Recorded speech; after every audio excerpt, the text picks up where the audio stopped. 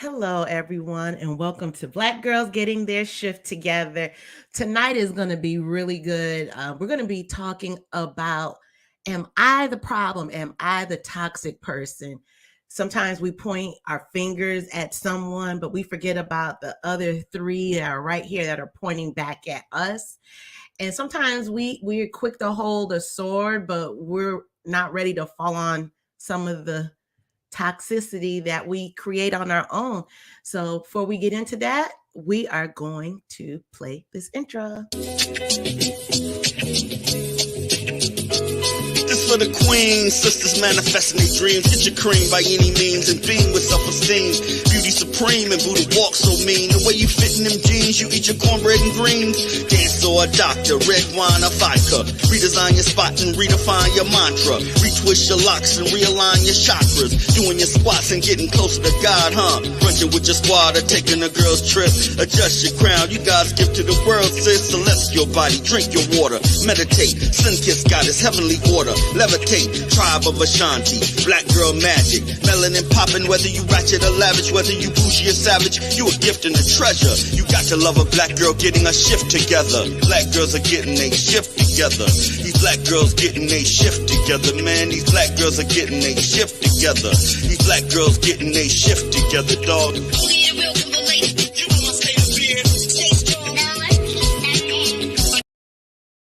Hello, and welcome back to Black Girls Getting Their Shift Together. This is a podcast about mental health and wellness and relatable topics that are relatable to us. And each week I promise to deliver it. I promise to bring it. But before we get into it, I want to make sure that you like, comment, subscribe, share this video so we can get these algorithms up in YouTube land, as well as the audio podcast. I know you all are listening because I see the analytics. So make sure, give your girl a 5-star review. I know you're listening.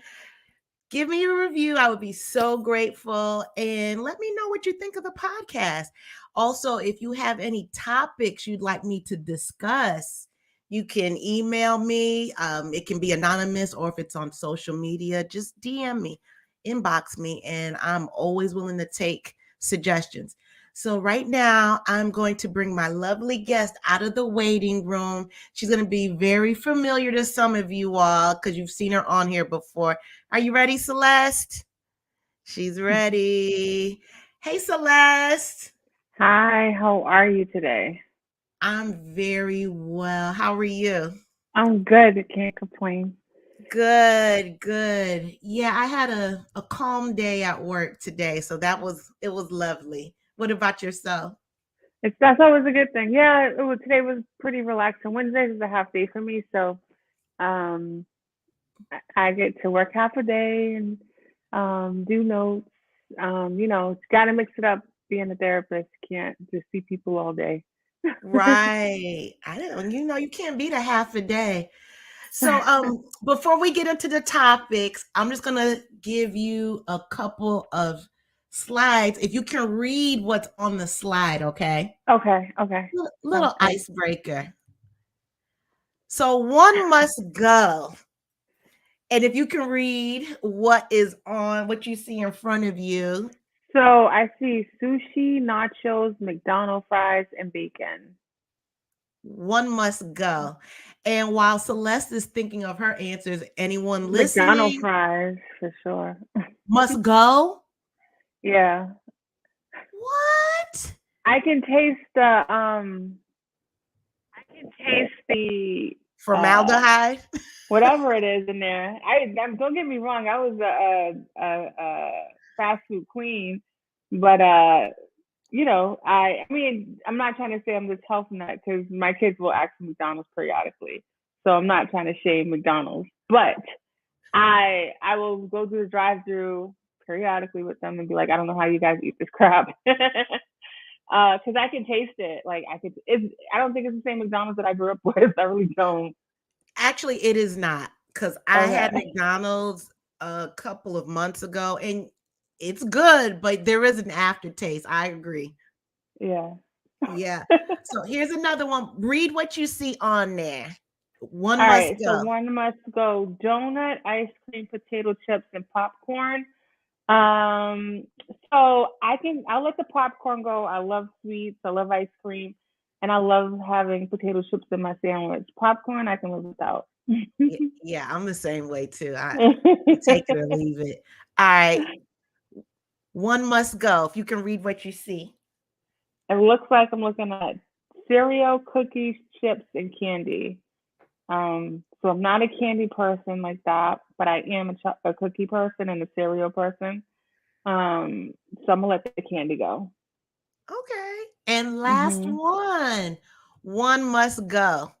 Oh And all God. of his work. And if you can read who you see on there. So we got Denzel, Morgan Freeman, Sam. I can't think of his last name. Eddie Jackson, Murphy. Will.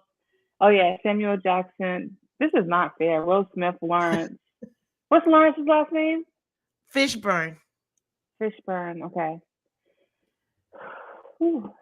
So the people I've seen less, I would say Lawrence.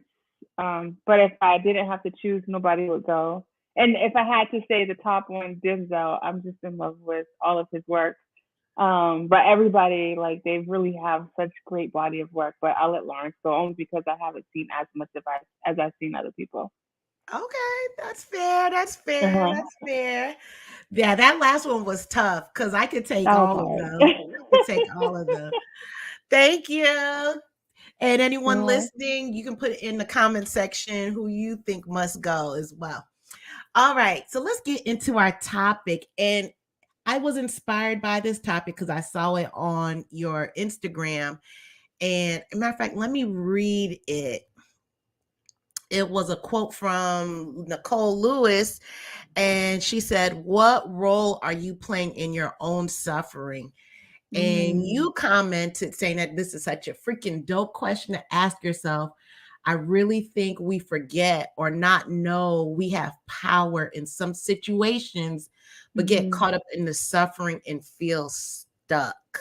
Mhm.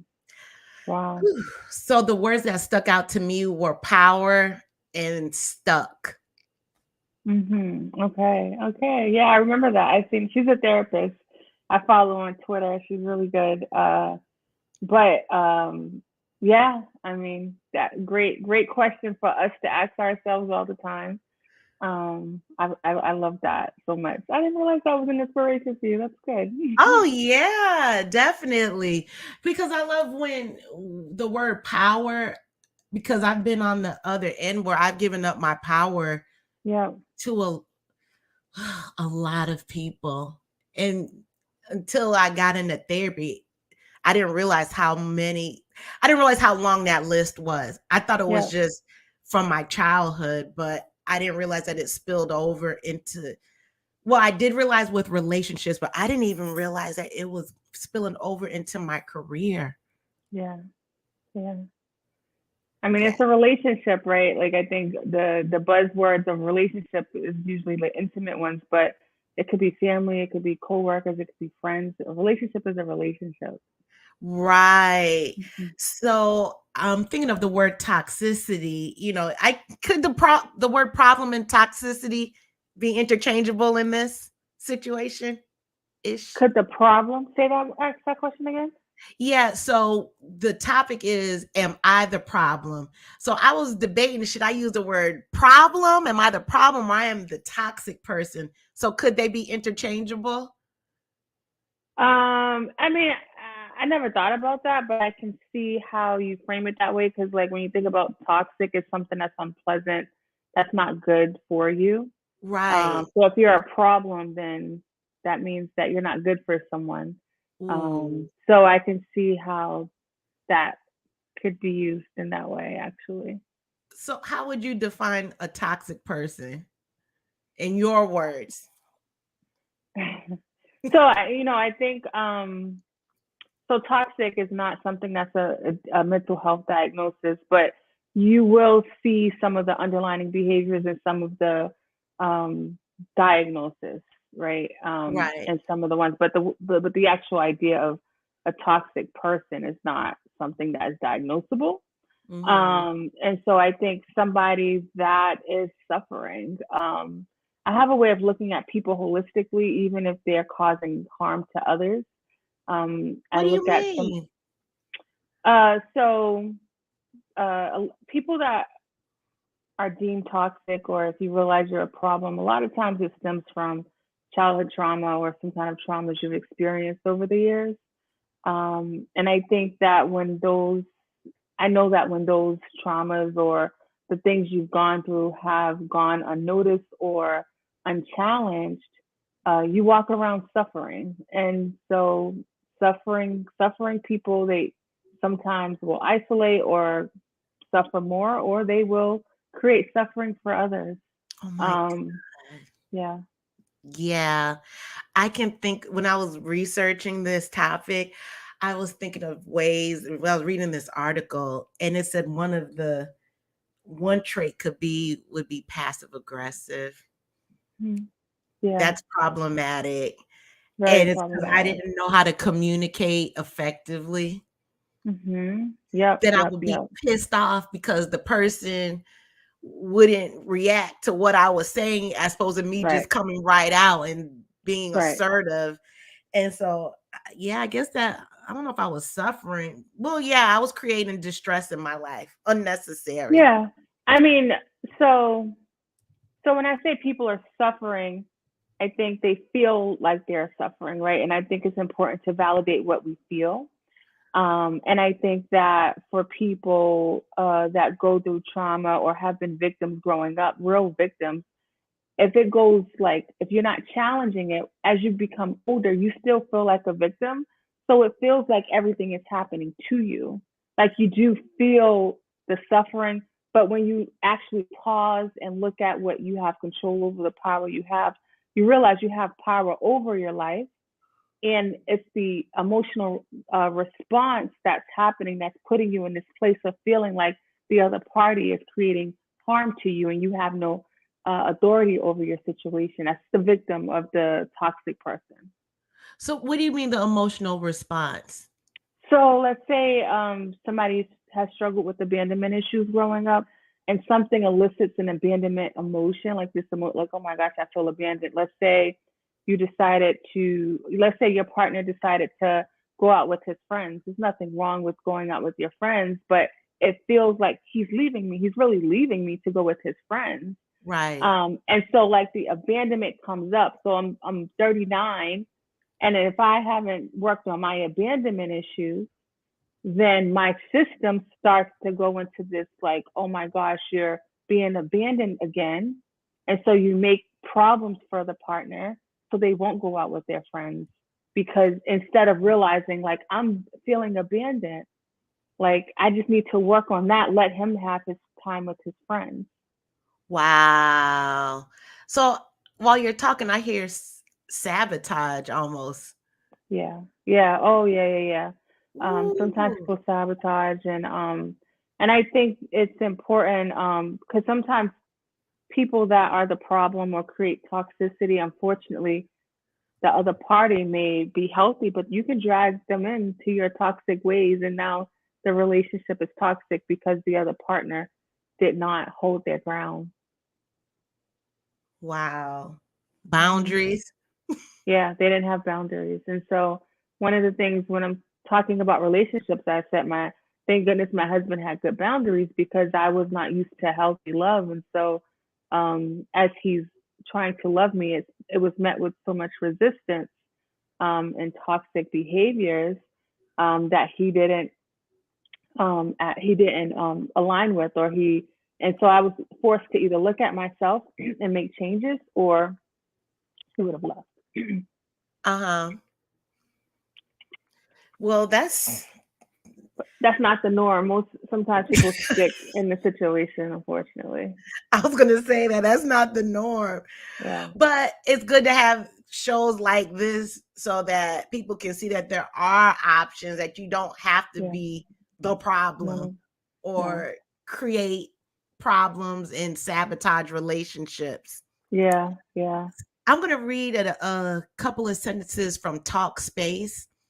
And speaking of relationships, what you just talked about, they're saying that realizing that you are the toxic one or could be the problematic one, or were part of a toxic dynamic with someone else is hard.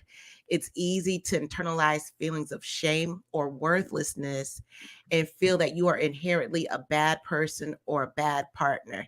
You may even worry that you won't have a healthy relationship in the future, but that's not true. We all deserve healthy relationships, and we can develop better relationship habits as well while being accountable. That's a good word Yeah. right there.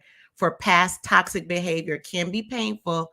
It should also be it should also feel helpful, which that's encouraging. Confronting your past is a brave first step in the journey to a happier and healthier future. Yeah, that's good. Isn't Um, it? yeah, any kind of self-realization is hard. Our ego doesn't want us to take accountability. And I always talk to people about when we have these aha moments where we're talking about, am I the problem, or whatever the case is in our life. It's like grief, right? We're grieving and we're recognizing that we have been living a life this way. And so it's a hard reality, like the shame, the guilt, all that stuff comes up. And so when those vulnerable emotions come up, sometimes people struggle with actually confronting them. And so in the sentence, when it talks about a painful reality, I always like to use analogies. And I think about if we're suffering with a leg injury or we need a cast, there's pain, right? But we have to like do the work that requires for it to heal. And more likely than not, we're doing that work because we can actually see the physical ramifications of us not being able to walk. And so we do the work and go through that pain for the 6 to 8 weeks or whatever it takes through physical therapy to get us acclimated to walking. The same concept happens with our mental health or with the things that we struggle with. We got to face the reality, get the diagnosis, right? We may be the problem, and then, you feel bad about it and you face the pain. But then when you work through it, healing starts to happen. Right. Yeah, Because it does show up. it shows Um, up. I I can speak on myself and give my lived experience. How I've had uh, relationships that they were the same. It was just different, man. If that Yep. makes Hmm. sense. That makes a lot of sense. Yeah, makes a lot of sense. Right. Okay. I'm gonna show this chart right here, and these are just a few signs that can help somebody find out if they could be possibly the toxic person or a problem. With Yeah. love, I'm saying this. Did you want to Oh read yeah. some that stood out to you? Um. So you talk but you don't listen. It's probably a one that sticks out for me. Um. What would that look like? Not wanting to hear a rebuttal or hear anything that counters what you believe, because if you hear it, unfortunately, it doesn't validate like who you are or what you believe. And so Mm, that can be challenging for people to listen to something that is being said by somebody that probably loves them and wants the best for them. So ooh. they have a hard time with that, I think. Or always wanting to if there's an argument, wanting to be right as opposed to Yeah, solution based. yeah, yeah, yeah. That was definitely me. That You was definitely too? me. Yeah, yeah, yeah. That was me. Like for me, it definitely showed up in my relationship, and I think that uh just always wanting to be right because I felt like I was right. The feeling of the pain that I felt. I'm because our mind believes what we tell it. If I haven't dealt with my trauma, my mind is familiar with pain, and so it keeps looking for it. So it will misread situations. It will misread somebody trying to go out with their friends and have fun too, like they're trying to leave me, right? And so like I think that the mind is one of the most underutilized places on our body that literally will affect the way we see things. And so when I talk about like shifting the way you think, it's because we can do that if we actually engage in the thought process that's happening. Because at any given time, like our system can revert back to a place of pain. And so, like, no matter how much work you've done on yourself, it can always go back. But you have to constantly be engaged, which is why mindfulness is something that I talk to people about practicing on a regular basis. And I understand how challenging that is, because when you're mindful and you're sitting in pain, nobody wants to really sit in pain. But as I said earlier, if we actually deal with the pain, we won't be creating more suffering for ourselves with our thoughts. Wow, that is some good stuff right there. I like what you said about the brain, how the brain seeks out pain. I never Yeah. thought about it like that. If that's Which, where your mind is, right? Like, so if I'm like coming from a traumatic situation and I haven't worked through it, my mind knows trauma and it has to prepare me for it.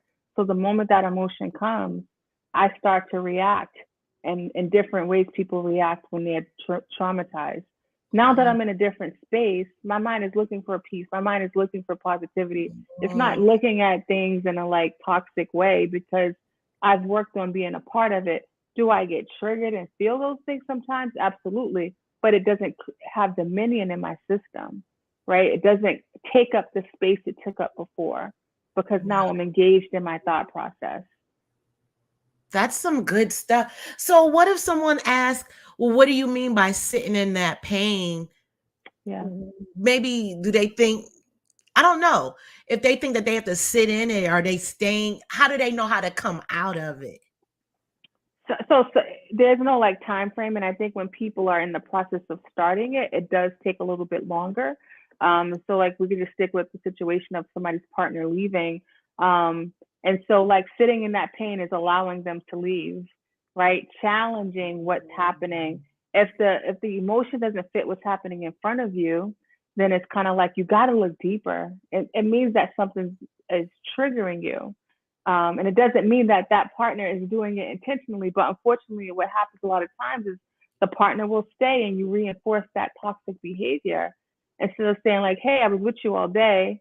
You know what I mean? Like I'm an individual. Like I want to go hang out with my friends, and I'm an adult, and so there shouldn't be nothing wrong with that. But some people want to avoid the people pleaser partner wants to avoid the argument, avoid all the suffering that their partner goes through, and so they stay, and then now they're miserable, right? So sitting in pain literally means like just kind of challenging what's happening, creating like coping strategies, whether it's writing out how you feel, crying it out, right, going for a walk, but just really realizing, because it doesn't last always. I mean, it doesn't stay.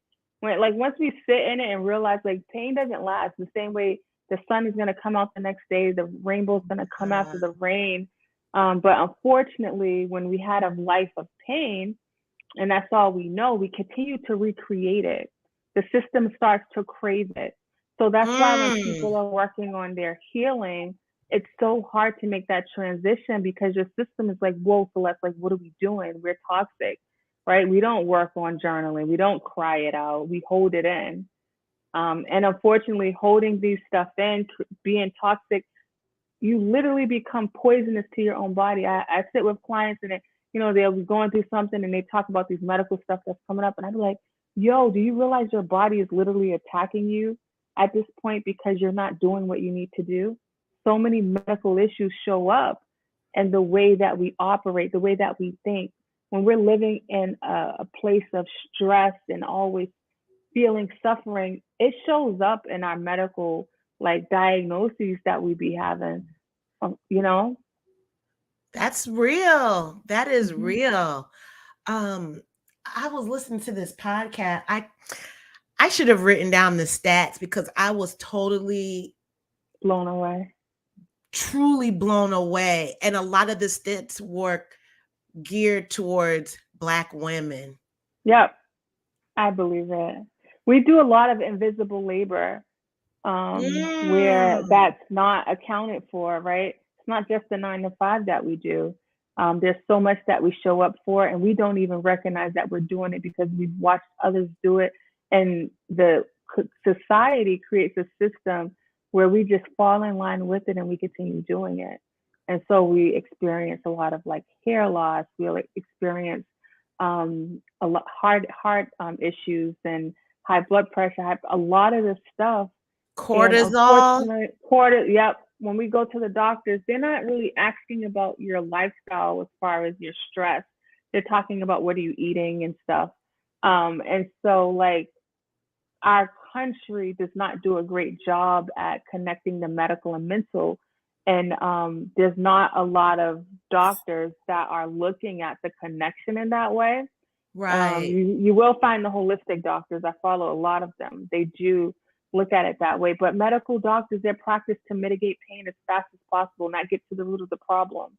The less we need pharmaceutical meds, the less rich people will be, right? So we have to be really active in the way that we operate, and when, because we're talking about, am I the problem with toxic relations in general? But then when you think about toxic relationships with people, but what about the relationship you have with yourself, right? Like Mm, that's huge.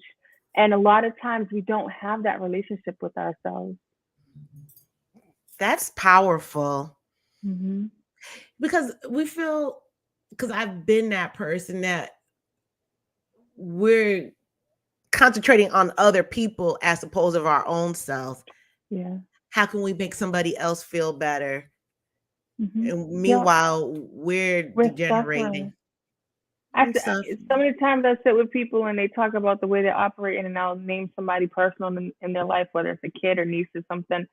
And I say, "Oh, Right. this is what you would tell this person?" And they just start crying, and they realize, like, why am I doing this to myself? We don't realize we're doing it to ourselves. We've been doing it for years.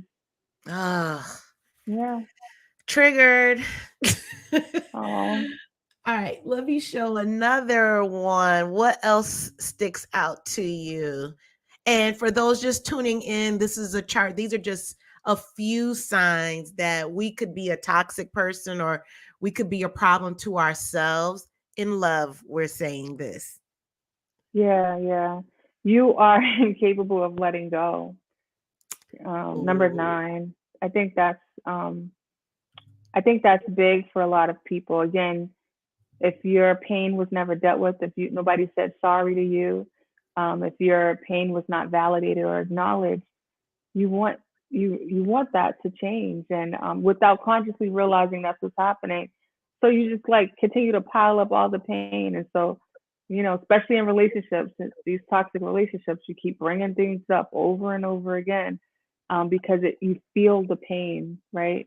um, and I think that, like, when I think about myself early on in my relationship, of the way I would be upset if I didn't feel like his response matched what I was feeling. right. And like that's crazy. Like when I think about it now, it's like he doesn't have to respond in a certain manner. Like he's his own person. And My I'm so passionate about relationships because I realize why they get so screwed up. It's because we don't even know ourselves. We don't even know what we need. And we're seeking it in somebody else, not realizing like we're so toxic that like it's hard for us to even see things a certain way. And so working through that on your own, which is what I had to do, allowed me to see the relationship different. oh my God.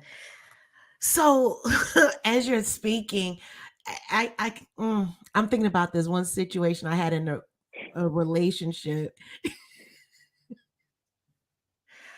I was hell bent on him understanding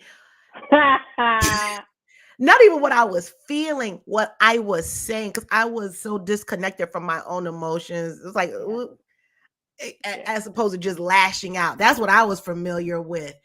And Childlike responses, lashing out, right? You reverted back to a child. it was a straight up adult tantrum. I didn't have that language back then. Look, this was not that long ago. I was a whole adult. I was Yeah, getting so pissed, like I was shaking. But I'm thinking now, in retrospect, how that's controlling, right? Like I'm trying yeah, to very control the way controlling. he's supposed to match my energy, and he just was not. Don't get me wrong, he was toxic as hell too, Yeah. but I was toxic too. I was being Mhm. Mhm. problematic because the more he was standing ground, the madder I was. It was. Yeah. I literally felt Because you like a don't feel validated. No. But little did I know, again, that was recreating what happened as a child, how I was growing up. Which is that childlike response, right? So you have a lot of adults who act like children, not because they're not 40, but because their emotional age looks a lot different than their actual age. Hell yeah. Hmm. Yes, that's exactly. Yeah, And that's when I started learning about the emotional stunting. And I said, yeah. now it makes total sense. Total Why is it sense. just common knowledge? You know what I mean? Like, there's so much we can do to work on our own healing that doesn't require money. And so it's like the fact that this is not common knowledge.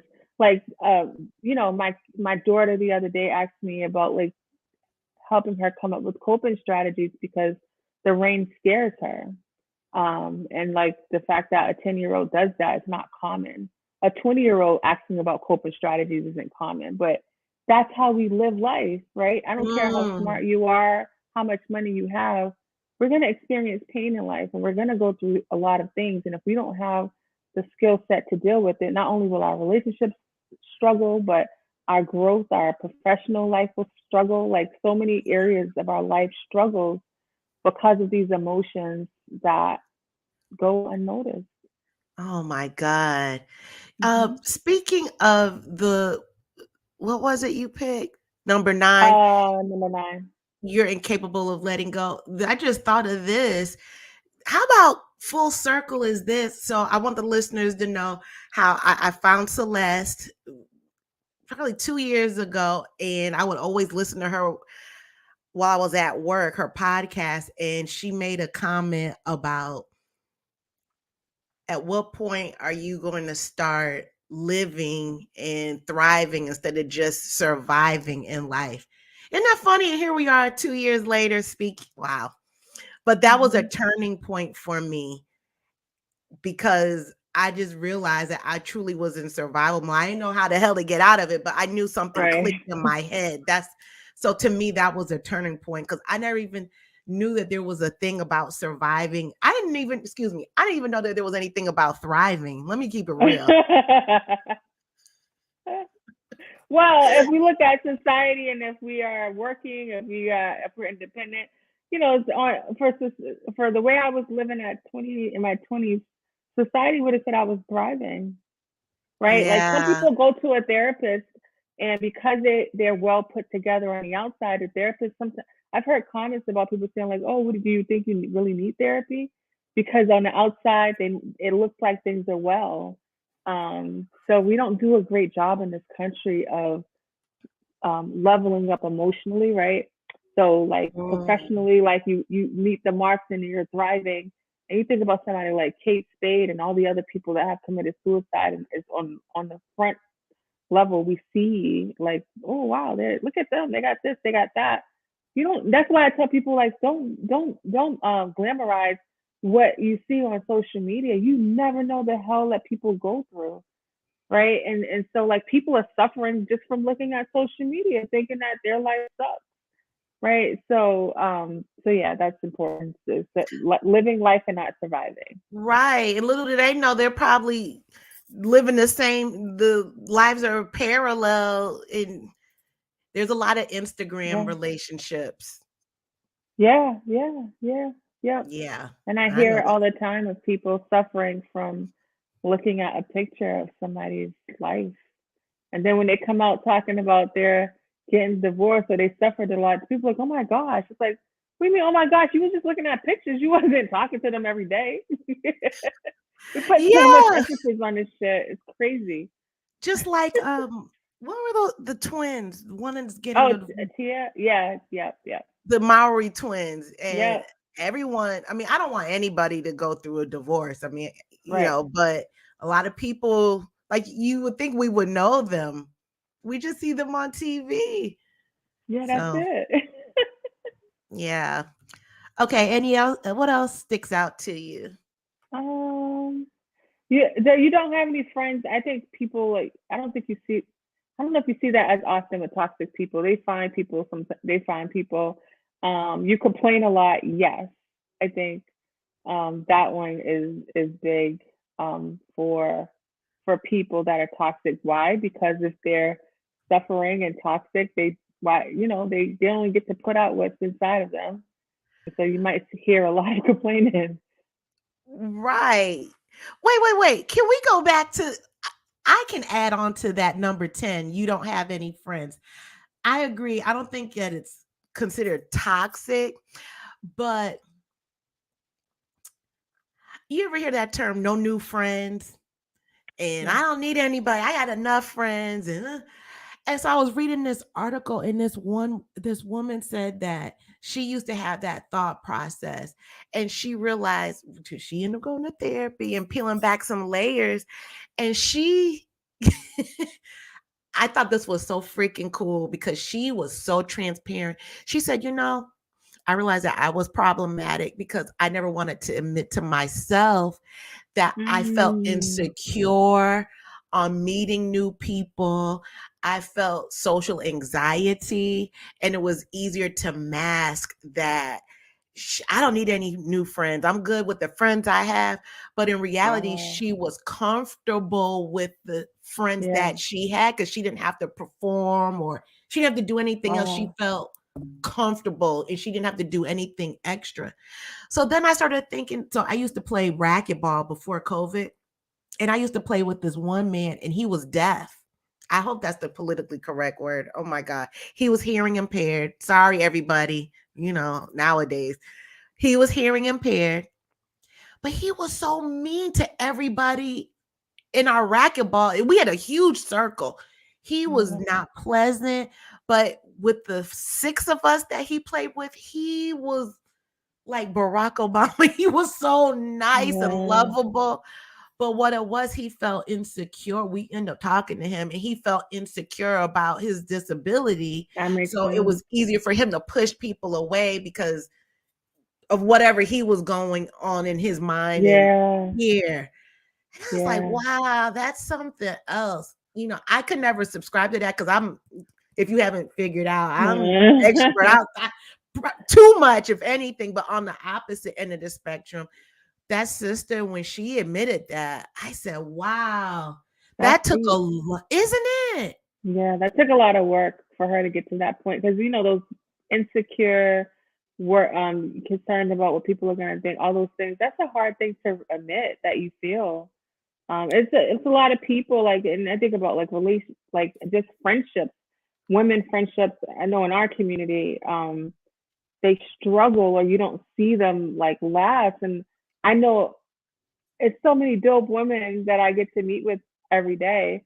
And I Mhm. realize that it's not that they're like bad people or they're just like hurt people, insecure, struggling with their own image and stuff. And so when they get around other women, unfortunately, it turns out like it doesn't always turn out well sometimes, in these social settings and things like that. I may need to do a show on. Let me write that down. No new friends. No, I'm serious. And I have to look. Let me. Okay, because I'll forget easy. That is actually good. So, but yeah, I had to put my 2 cents in on that one. Yeah. But the complaining part, yes, I do agree Mhm. with that. Negative Yeah. Nancy's and energy vampires. Yeah, and then I think that goes hand in hand with you put blame on others. Number 5, you shift blame on others. And I think, Ooh, yeah, that's good. that's a that's heavy right there. And that It goes is. back to what, pointing your finger at someone, but what about the other fingers pointing back at you? But again, if they suffered growing up, all they know is that they're a victim. And I always tell like the victim mentality people don't do well in sessions with me. They eventually drop out, right? Because I do a lot of challenging. And we talk about, okay, this happened, but what role did you play? And eventually I know they won't stay long. They never do. Wait, let's talk about that. I mean, I know you can't go into details, but when you ask like what was your role, what if someone can't see? If they already have a victim mindset, they cannot see how they could have been a part of that drama Yeah. triangle.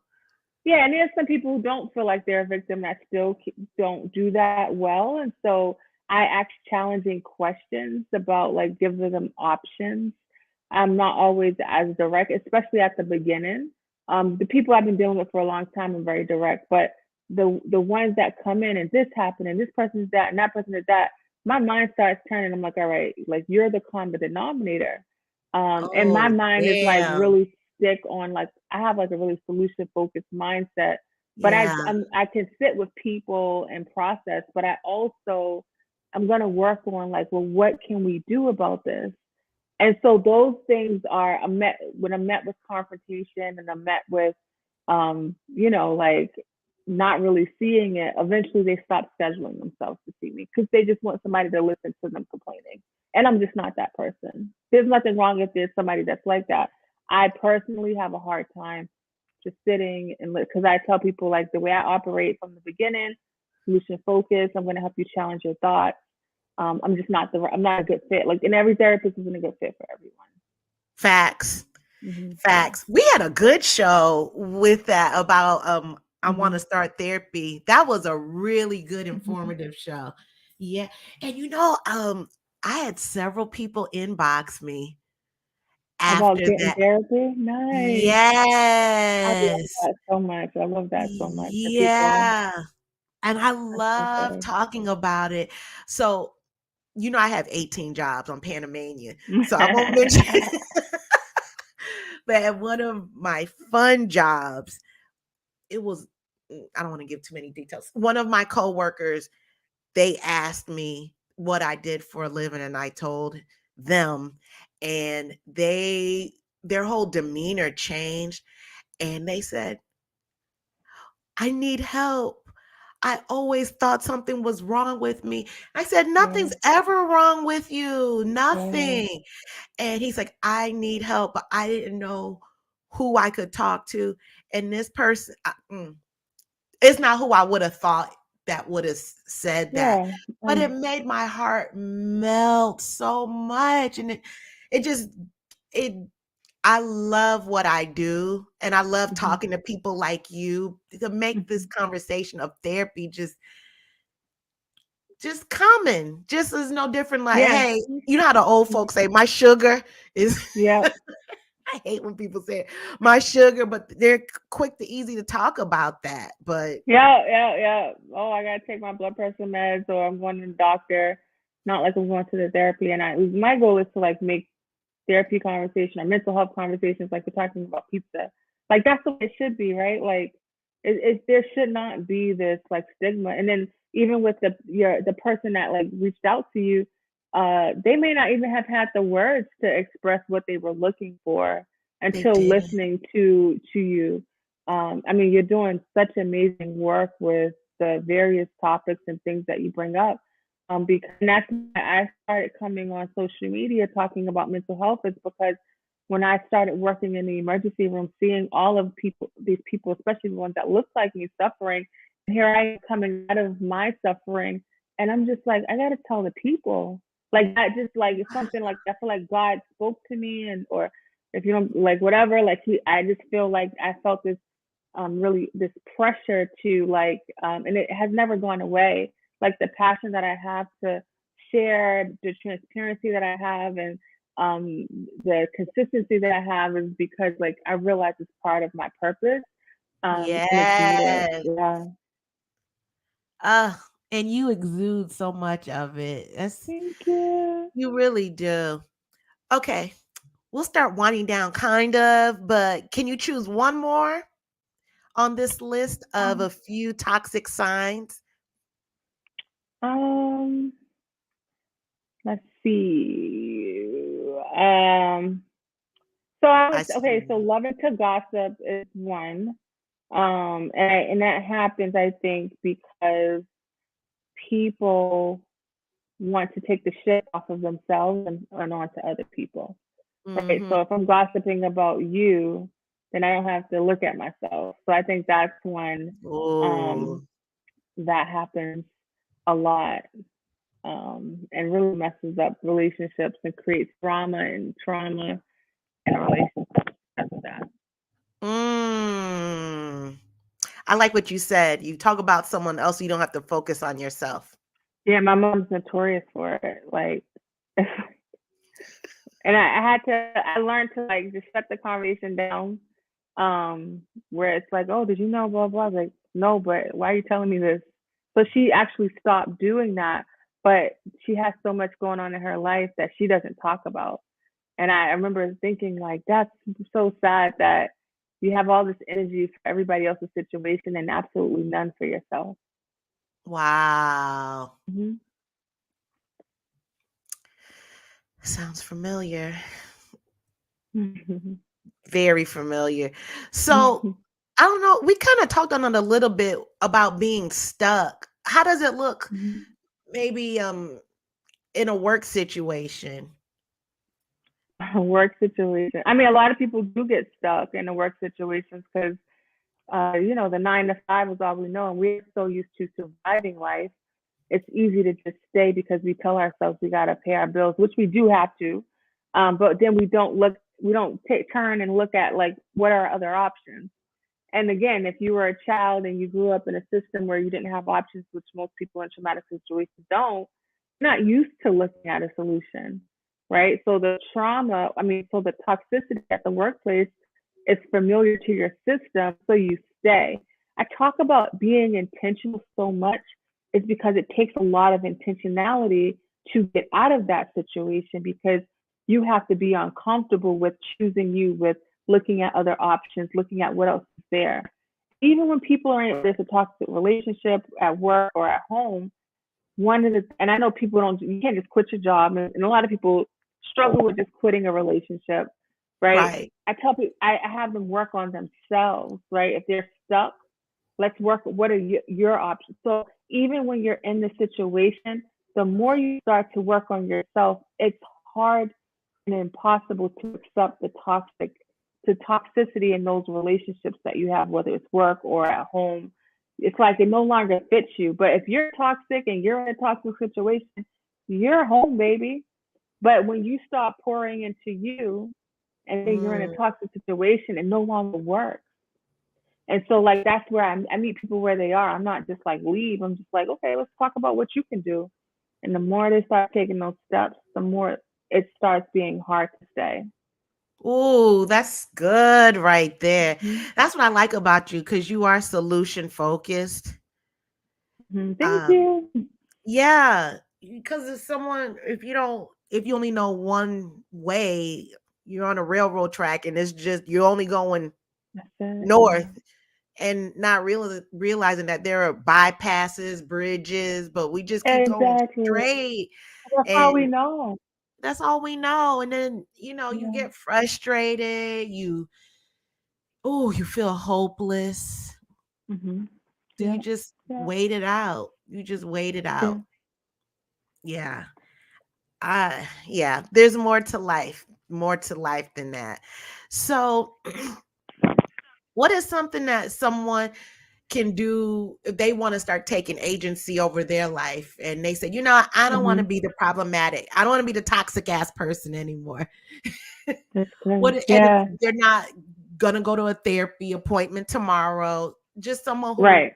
right now, if Yeah, they that's want to good. start.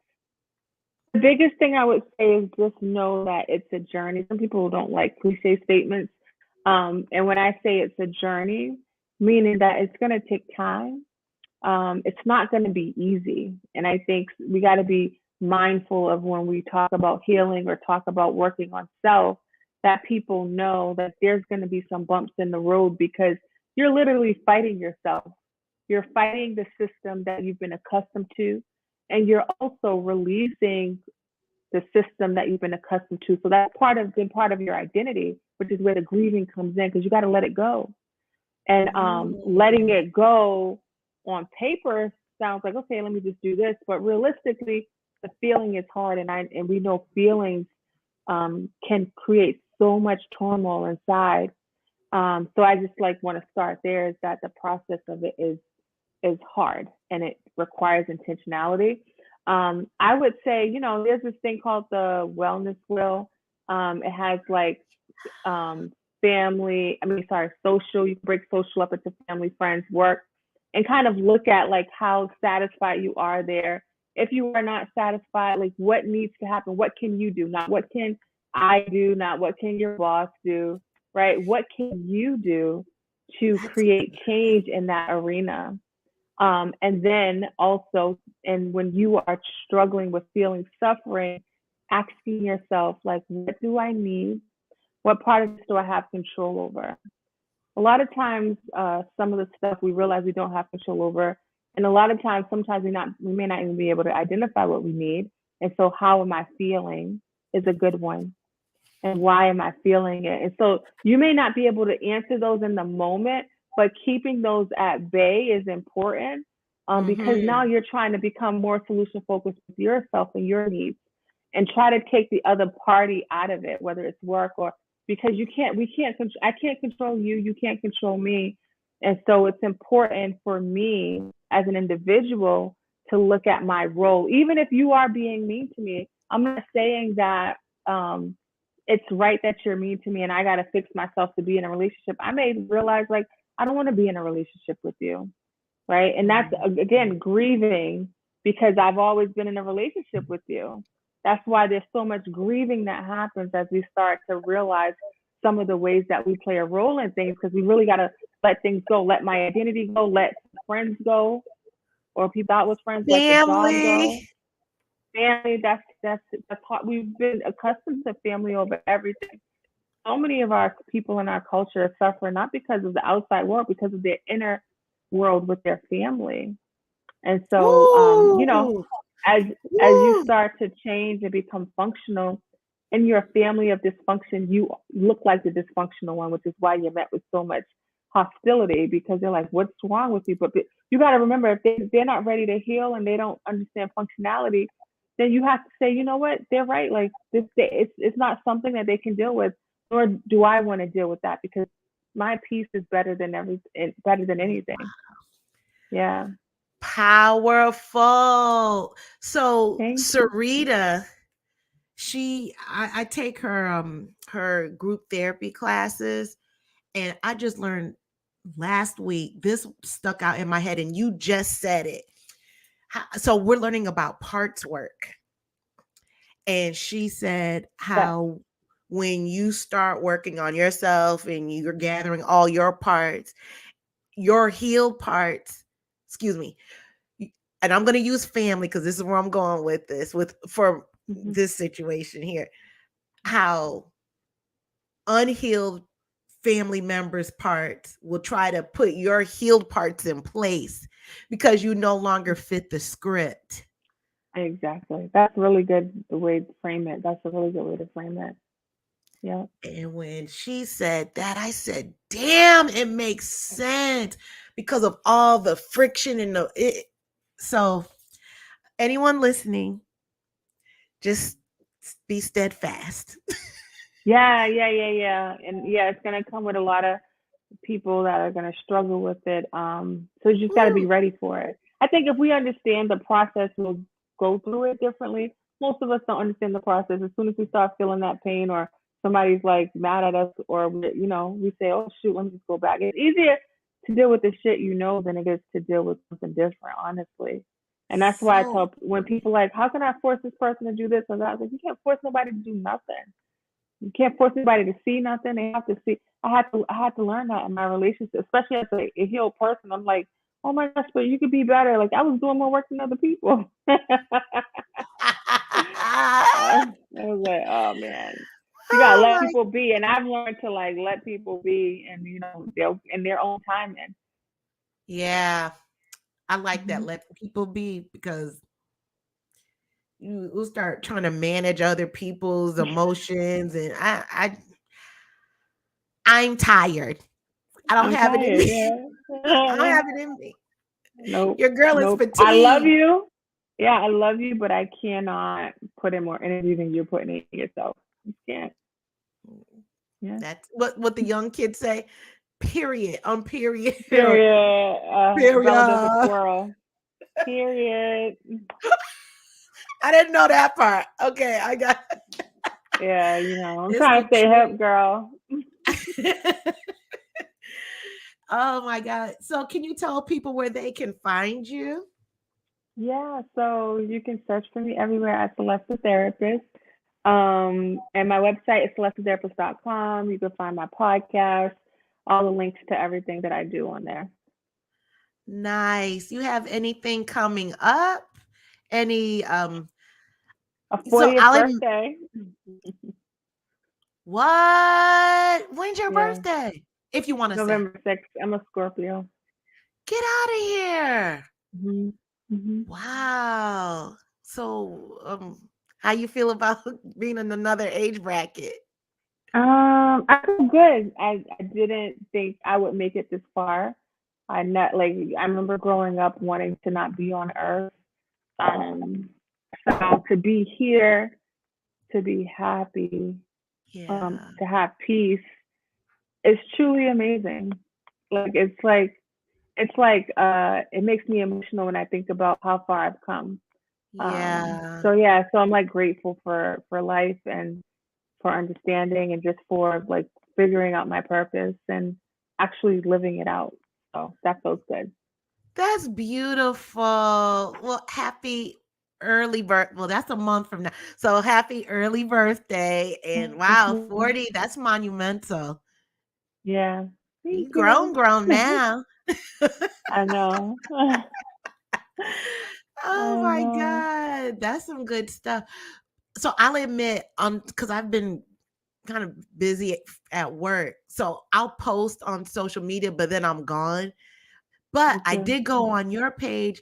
What's this with the powered by Chevron or Oh, I did something in Philadelphia. I was on a panel, TV1. We talked about Christianity and mental health. So yeah, that was really good. It was really dope to be a part of. I didn't know it was in Philly. You see how much I read the details. I just saw the pictures. I said, okay, this Oh is yeah, powered by. yeah, yeah. Chevrolet sponsored the event. And Wow. so they had clergy on there. They had different people on the panel. So that was actually really good. Yeah, I That's love panel discussion. good. Thank you. Congratulations. Thank you. Thank That's you. impressive. Any parting words you want to leave us with? No, just like if what you're doing isn't working, like try something else. Like you owe yourself the ability to be okay, even if it was never something that you experienced or seen happen over the years. Right. Know that it's possible, and it's going to take time. It's going to take being intentional, but nobody's going to care about you more than you. So like Ooh, really start pouring into yourself. That's important. Thank you no for one lives. having me. Thank you for saying yes. Yes, of I'm always course. happy when you say yes because I don't Of know. course. I like talking to you. Real easy. Oh, Yeah. thank And I you. like your calm demeanor, just real Oh, thank you. easy and going. But with you, it's like you see the ocean with the glacier, but under it, you just coming with all Oh, the gem. it's so funny because people say you're quiet, but when you speak, like especially when like you really like speak about stuff, and part of my knowledge is because I read a lot of stuff and I listen, Mm, so I'm constantly like feeding my spirit with things. So it's like in me, like I'm yeah. regurgitating so much knowledge because I make that part of my medicine for life. I look at that as my medicine. And so like Mm, I'm always filled with all of these words because of it. Not because I grew up this way. People think I was bathed in mental health the way I speak, she. but it's only because I'm consistently looking into the stuff. That's amazing. So, oh, Celeste, one more thing. Guess what? What? You still are a Black girl that has her shift together. Thank you.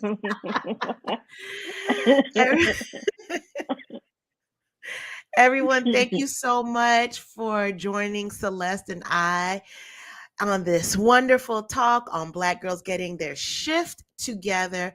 Make sure you like, share, comment, subscribe to the channel. Share with at least 2 friends that you know.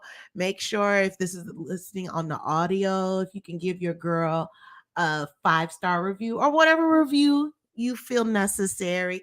And most importantly, join the private Facebook group so that we can take this conversation beyond the podcast. And I love to get to know my listeners on one-on-one. And that's the way we can do it in an intimate setting because it is private.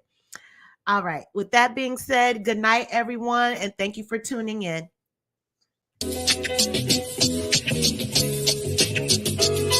For the queen, sisters manifesting their dreams. Get your cream by any means and beam with self-esteem. Beauty supreme and Buddha walk so mean. The way you fit in them jeans, you eat your cornbread and greens. Dance or a doctor, red wine or vodka. Redesign your spot and redefine your mantra. Retwist your locks and realign your chakras. Doing your squats and getting closer to God, huh? Brunching with your squad or taking a girl's trip. Adjust your crown, you God's gift to the world, sis. Celestial body, drink your water. Meditate, sun-kiss goddess, heavenly order. Levitate, tribe of Ashanti, black girl magic, melanin popping, whether you ratchet or lavish, whether you bougie or savage, you a gift and a treasure. You got to love a black girl getting a shift together. Black girls are getting a shift together. These black girls getting a shift together, man. These black girls are getting a shift together.